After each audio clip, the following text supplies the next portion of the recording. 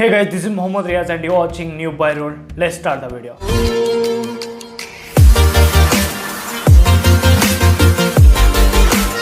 जो OnePlus Nord में display issue था उसके ऊपर रिप्लाई करते हुए OnePlus ने ये कहा, अभी देख सकते हो जो स्क्रीन पे जो OnePlus Nord में यूज हुआ है वो डिस्प्ले हाई क्वालिटी का सुपर एमोलेड 90Hz डिस्प्ले है।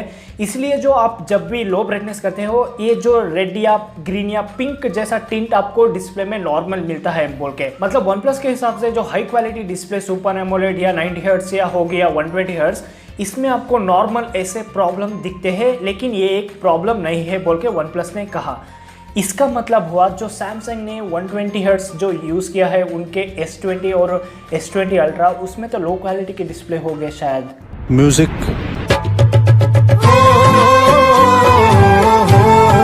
OnePlus के हिसाब से जो उनके डिस्प्ले में प्रॉब्लम है वो प्रॉब्लम नहीं है, लेकिन वो डिस्प्ले ऐसा ही आता है बोल के उन्होंने एक स्टेटमेंट दिया है। लेकिन इस इशू के बारे में कोई भी बड़ा यूट्यूबर नहीं बात किया, लेकिन इसका मतलब सभी बायस्ड है क्या? नहीं, लेकिन एक बंदे ने बात किया है। तेरा बाप आया। सच में एक यूट्यूबर बात किया है अब तक, उनका नाम है मुकुल शर्मा सर। उन्होंने आज उनके टेक स्टफ में, मॉर्निंग टेक स्टफ में उन्होंने क्लियरली मेंशन किया है और क्लियरली कहा है जो OnePlus Nord में डिस्प्ले इशू है उसके बारे में आप ही सुनिए। एंड्रॉइड सेंट्रल ने एक रिपोर्ट अभी पब्लिश की है और उसमें मैं देख रहा हूँ 9to5 गूगल करके एक पब्लिकेशन है, उसको OnePlus ने एक स्टेटमेंट दिया है। OnePlus कह रहा है OnePlus Nord comes with a high quality 90Hz AMOLED screen under specific circumstances of low brightness. A slight display discoloration may occur due to the properties of the AMOLED display. This is characteristic of all OLED displays and the degree of discoloration will vary depending on other properties of the display. This is not a quality issue. इस चीज को ध्यान से सुनिएगा। This is not a quality issue and will not affect daily usage or the durability of the screen. OnePlus will continue to look into cutting-edge display technologies and strive to deliver the best user experience possible. ये statement आई है 9to5 Google की, but उसके बाद follow up statement एक ये भी है कि OnePlus is working on an OTA to address this issue. अब OnePlus एक स्टेटमेंट में कह रहा है कोई ऐसा इशू है ही नहीं है, सारे AMOLED डिस्प्लेस के साथ ऐसा इशू होता है AMOLED पैनल्स के साथ। दूसरी तरफ आप ये भी कह रहे हो कि हम एक OTA अपडेट पुश करेंगे जिसमें ये इशू सॉल्व हो जाएगा।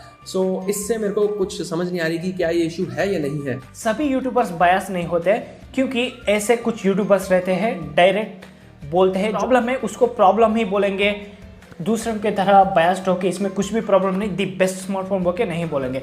And thanks to Mukul Sharma sir को जो इन्होंने इशू को राइज किया।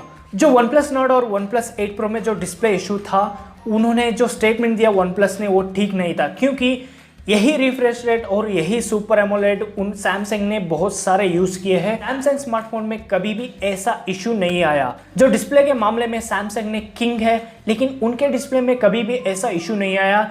जो इशू आया है जब OnePlus Nord में जो ब्रांड ने ऐसा रिप्लाई दिया।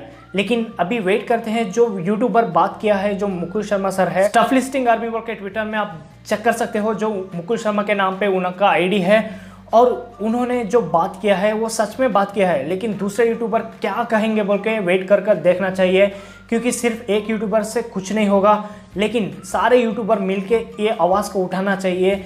जो ब्रांड को हमें पैसा जो पे कर रहे हैं उसके लिए जो अच्छा प्रोडक्ट हमें मिलना चाहिए, क्योंकि आपको 55,000 में जो OnePlus 8 Pro में मिल रहा था वही डिस्प्ले इशू आपको OnePlus Nord में भी है। लेकिन ये ऐसे डिफेक्ट प्रोडक्ट किसी को भी नहीं मिलना चाहिए, और यही है जो ब्रांड्स को इम्प्रूव करना चाहिए और एक्सेप्ट करके एक प्रॉब्लम को सॉल्व करना चाहिए।